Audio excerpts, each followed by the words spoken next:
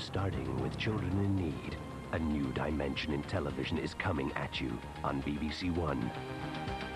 A third dimension that will bring you-know-who right into your home for a special two-part adventure.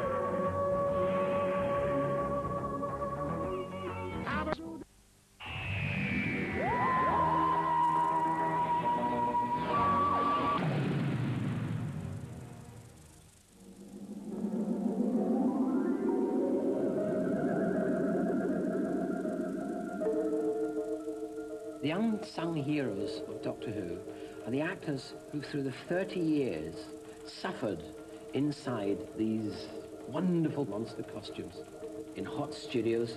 Their patience was extraordinary. I mean, if I were them, I'd have run off. Full of admiration.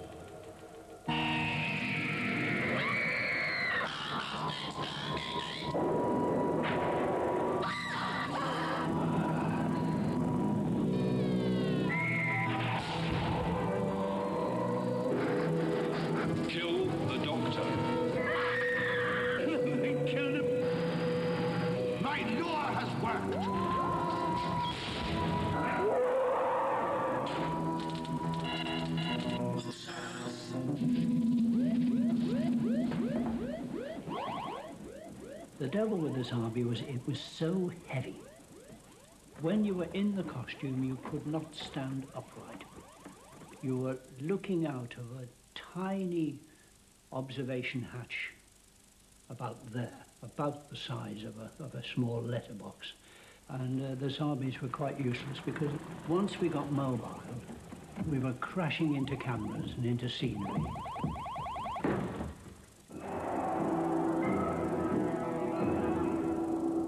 Very claustrophobic, you know. I mean, the mouthpiece was so small and the eyes were tiny, really tiny, that all you could see was ahead of you all the time.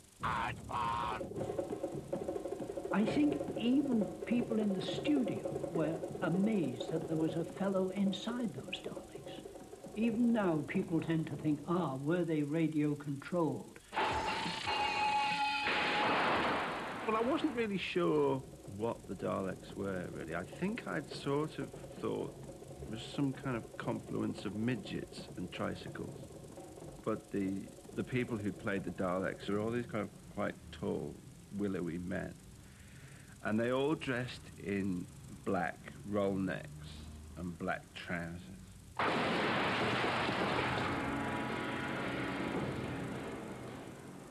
Now, with the top off, you see what the Dalek is inside. I control the eye stick with a periscope down here, sometimes even pushed by your nose.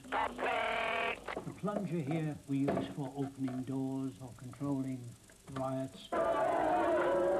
My other hand can control the gun, which goes negative, positive, exterminated them, but no blood and gore, just clean death. BBC explosion. The Daleks kept very much to themselves. I suppose it's like Robert De Niro or something in Cape Fear, that they felt that they really couldn't mix with the rest of the cast. I don't know, I thought we might become friends. You know, it was a bit sad.